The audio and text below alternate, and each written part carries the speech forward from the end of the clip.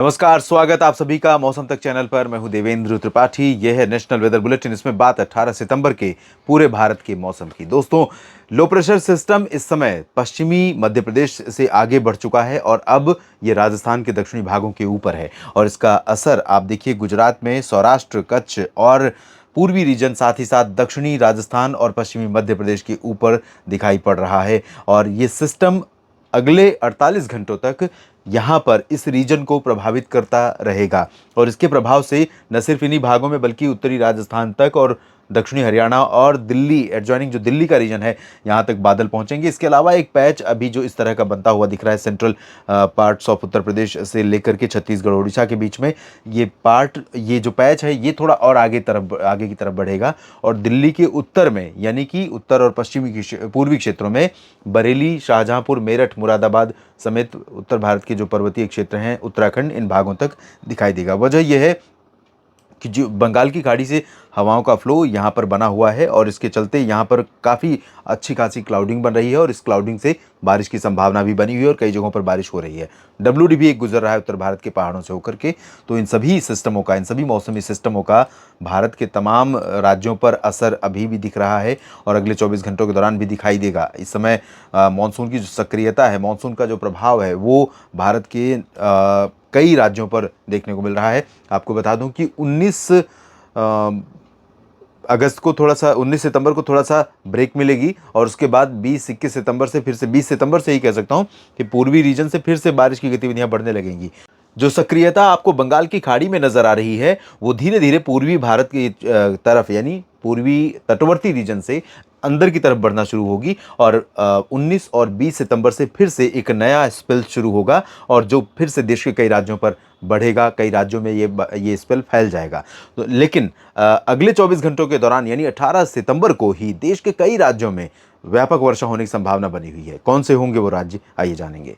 तो अभी भी जैसा कि आप देख सकते हैं पश्चिमी राजस्थान के दक्षिणी पश्चिमी भागों पर और इससे सटे हुए गुजरात के ऊपर काफ़ी ज़्यादा कहर बरपाने वाली स्थिति मॉनसून की दिख रही है। यहाँ पर ये सिस्टम आगे पश्चिमी दिशा में मूव करते हुए उत्तरी गुजरात के तमाम हिस्सों में, जिसमें दाहोद से ऊपर के हिस्से, बड़ोदरा, गांधीनगर, अहमदाबाद और अरवली, महिसागर, मोडासा, अहमदाबाद के ऊपर मेहसाना, पाटन, साबरकांठा, बनासकांठा का पूरा रीजन ये व्यापक रूप में प्रभावित होगा और इस साल के मानसून सीजन की सबसे व्यापक वर्षा उत्तरी क्षेत्रों में गुजरात के भागों में देखने को मिलने वाली है इस सिस्टम के प्रभाव से। और जहां तक कच्छ या सौराष्ट्र की बात है तो पश्चिमी भागों में, सौराष्ट्र में भी और कच्छ में भी बारिश की गतिविधियां शुरू हो जाएंगी और कच्छ में कई जगहों पर हल्की से मध्यम, कुछ स्थानों पर तेज वर्षा हो सकती है।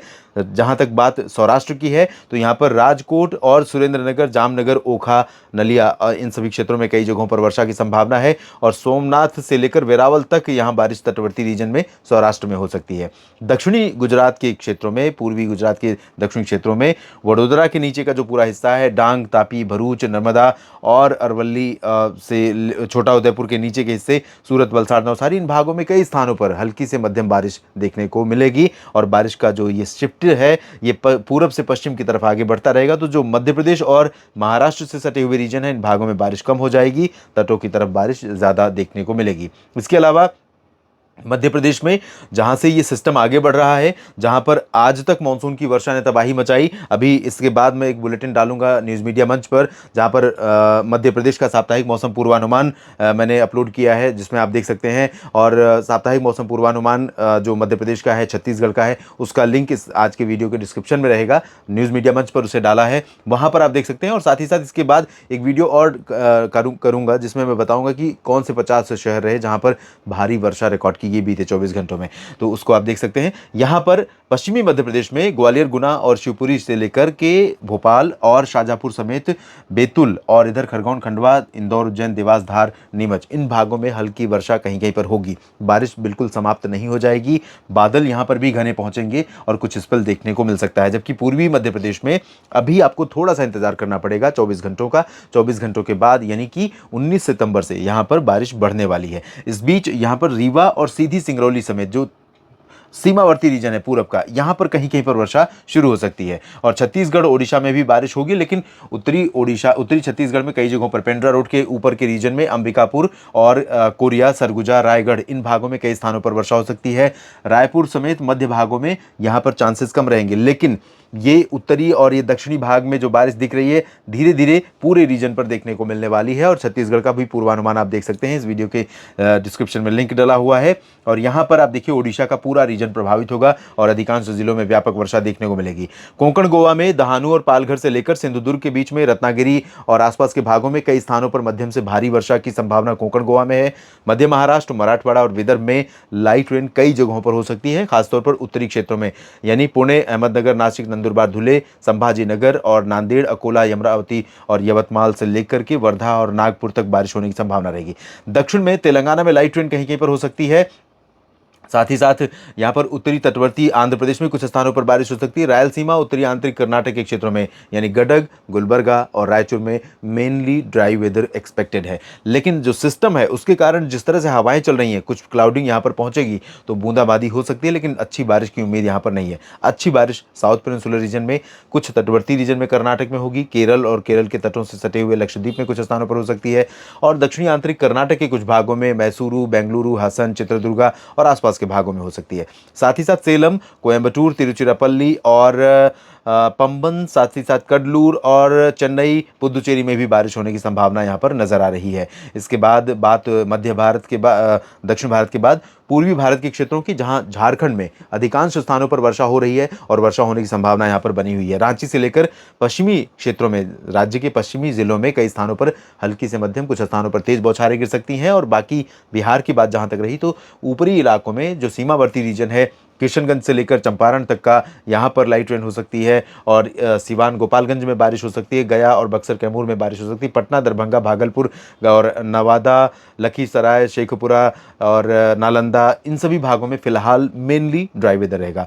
और ये पश्चिम बंगाल का जो गंगीय रीजन है, यहाँ पर लाइट रेन हो सकती है। पूर्वोत्तर भारत में असम, मेघालय और नागालैंड, मणिपुर, मिजोरम, त्रिपुरा में कई जगहों पर भारी वर्षा की संभावना है। अरुणाचल में लाइट रेन होगी। उप हिमालय पश्चिम बंगाल, सिक्किम में लाइट रेन होगी। उत्तर प्रदेश और उत्तर प्रदेश से लेकर उत्तर भारत का जो रीजन है, यहाँ दो रीजन इंपॉर्टेंट है, उत्तर प्रदेश और राजस्थान।